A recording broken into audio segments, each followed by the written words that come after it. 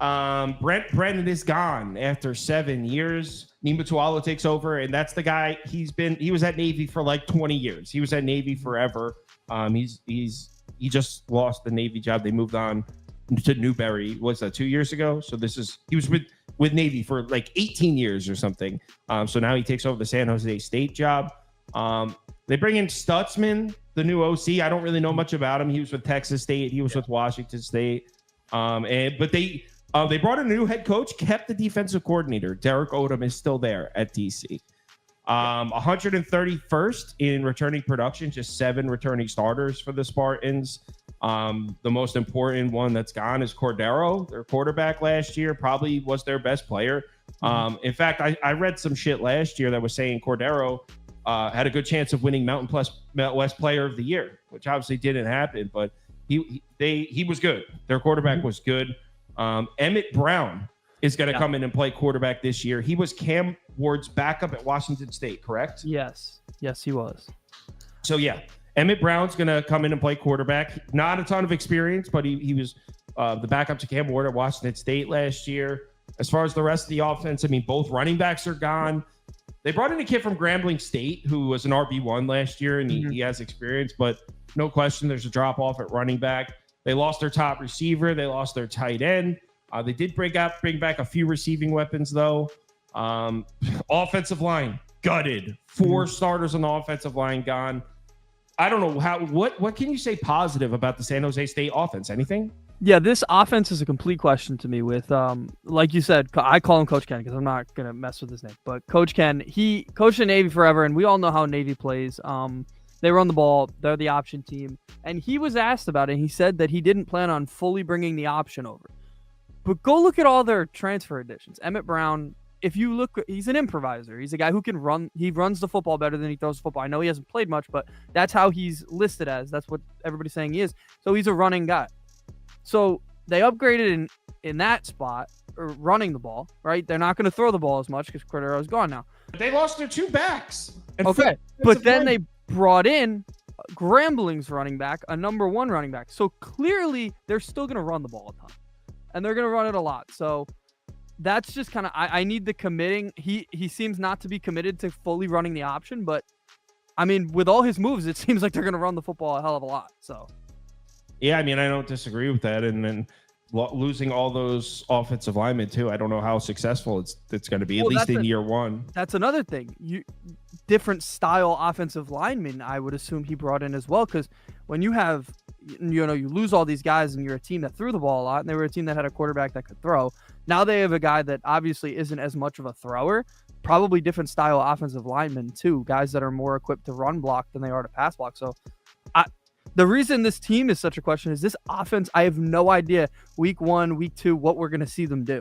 I really don't know how they're going to run their system and what he's going to do, because he went 18 years or so or whatever he was at Navy running the exact same system.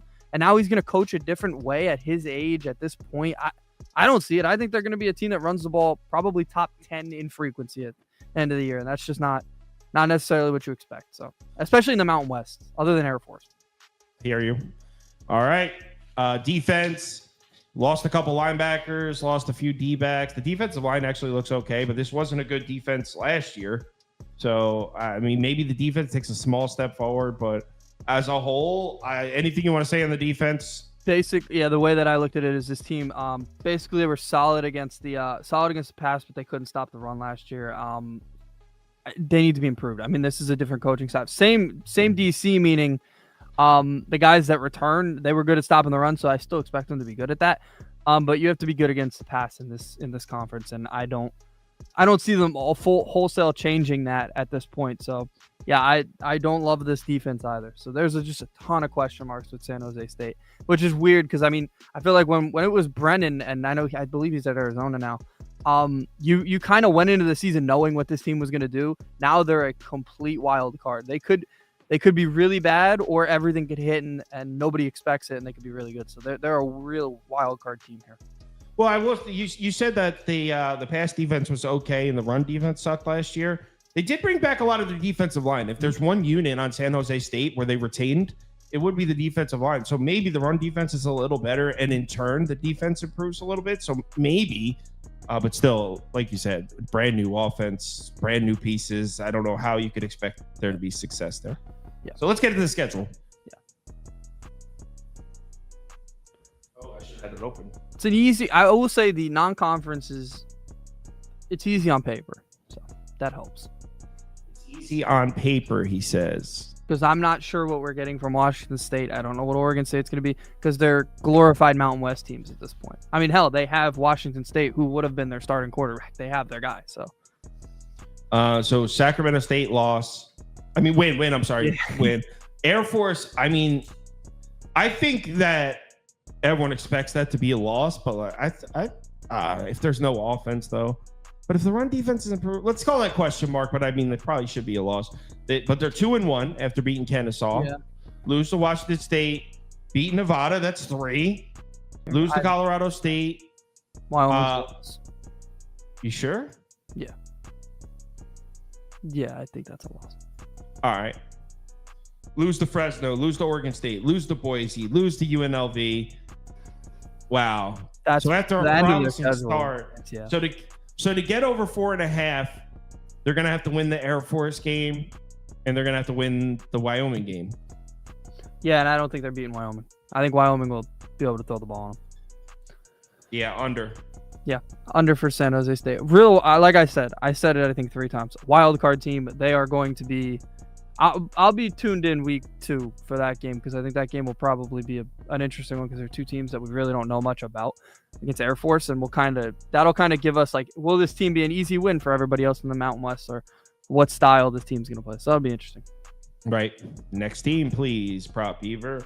Next team is Colorado State, and I know you like this Colorado State team. I do. So Norvell's back for his 3rd season at head coach, same defensive coordinator. They don't really have an OC because Norvell runs the offense. They bring back a ton of production, 14 returning